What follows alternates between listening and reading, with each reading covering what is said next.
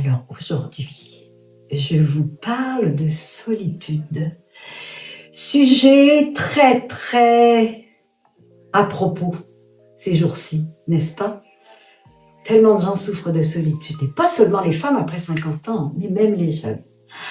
Alors pour vous, vous diriez que solitude égale souffrance ou privilège? Alors nous allons parler de cela. Mais avant de commencer, je voulais vous demander. J'ai remarqué que 70% des gens qui regardent les vidéos oublient ou ne s'abonnent pas. Alors, c'est un petit rappel. Alors, s'il vous plaît, abonnez-vous, car c'est grâce à vous, les abonnés, que je peux continuer à faire ces vidéos avec passion où nous allons suivre un chemin qui va vous aider, m'aider, nous aider. Alors, je vais d'abord parler de la solitude que, pour certaines personnes, appellent l'isolement.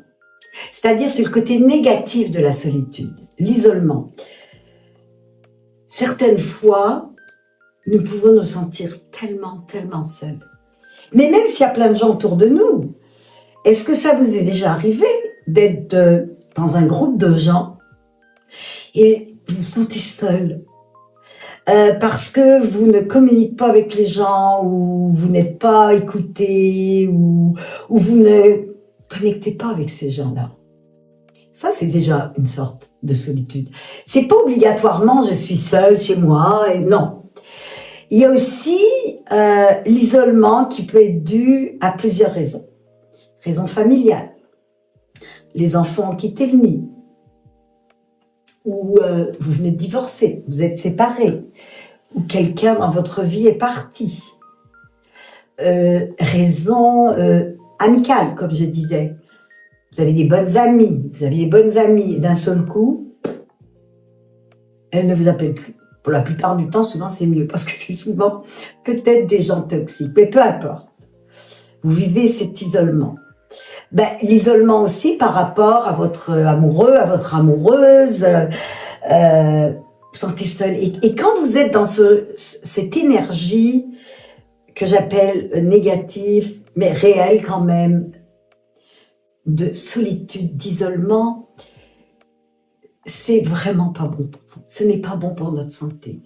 On se sent abandonné, on se sent sous-estimé, on a l'impression qu'on n'intéresse personne, on a l'impression que notre vie est peut-être inintéressante.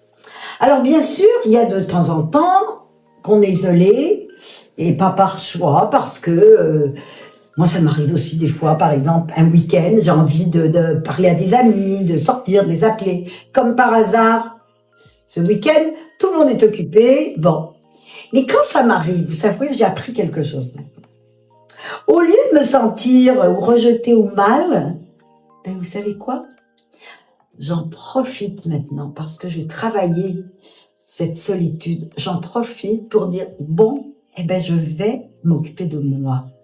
Je vais réfléchir sur moi, ou je vais lire un bon livre, ou je vais aller voir seul un film que j'ai envie. Alors, vous me voyez venir. Je suis en train maintenant de vous parler de la solitude positive. Parce qu'en fait, il y a la solitude qu'on choisit et qu'on aime et qui est super positive. Vous évoluez, mais vous avez aucune idée. Et puis, il y a celle imposée qu'on appelle l'isolement négatif.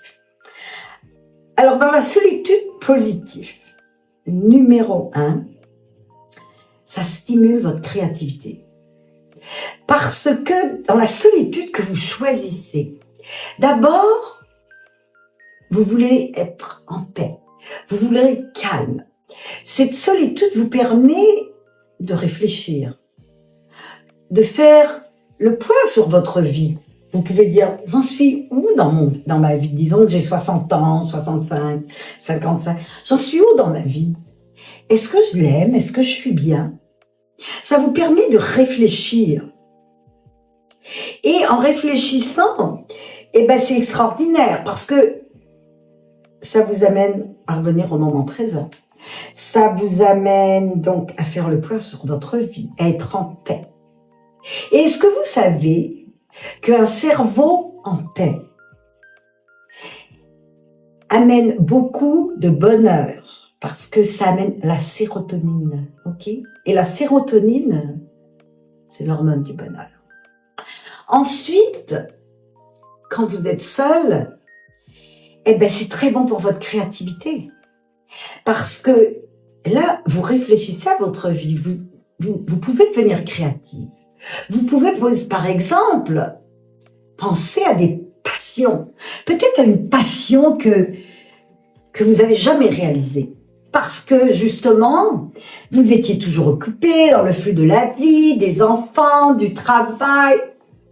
La créativité. Alors là, vous devenez créatif avec vous. Vous pouvez découvrir vos hobbies, des passions, des choses que jamais peut-être vous auriez imaginées. Donc, c'est excellent. Bien sûr, dans la créativité, du fait que vous êtes seul, ce que je recommande, je pense que je vais vous le dire à chaque vidéo, méditez. Méditez, prenez un 5-10 minutes. Méditez, retournez dans le moment présent, retournez dans votre corps, soyez à l'écoute. Parce que si vous voulez être bien dans votre corps, dans votre âme et dans votre esprit, c'est ça, c'est être aligné. Lorsqu'on est aligné, je le redis, lorsqu'on est aligné, on est connecté, on est dans l'authenticité, on est bien. Et vous savez, quand on est dans l'authenticité, eh ben, on attire des gens authentiques. Des gens superficiels vont moins être intéressés par vous, parce que vous êtes calme, vous avez imposé vos limites, vous savez ce que vous aimez, vous savez tout ça. Donc, cette solitude que moi, personnellement, j'adore, c'est aussi une sorte d'indépendance.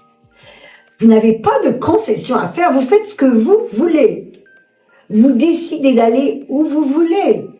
Vous décidez, par exemple, un voyage, n'importe quoi. Parce que la solitude, je vous donne un exemple très précis en ce moment où je vis. Je suis en ce moment au Mexique, d'accord? C'est un endroit où je viens que j'adore. Et oui, je suis partie seule. Mais j'adore maintenant voyager seule. Parce qu'en voyageant seule, eh ben, hier, par exemple, j'ai rencontré un groupe que maintenant d'amis, je peux appeler des amis, nous avons passé une soirée magnifique, nous avons connecté, nous avons parlé. C'est des gens qui sont dans l'art, qui sont dans l'intellectuel, nous avons parlé de livres, nous avons parlé d'art, nous avons parlé de voyage. Eh ben, c'est parce que j'étais seule et que ces gens-là, on a commencé à se parler tout naturellement. Et c'est des gens authentiques, et c'est des gens qui me stimulent. Et sans doute, je les ai stimulés. Alors, vous voyez ce que la solitude vous apporte? Donc, n'ayez pas peur de la solitude.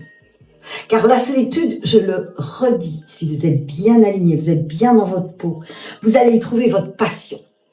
Vous allez être créatif. Vous allez être indépendante. Vous allez être libre.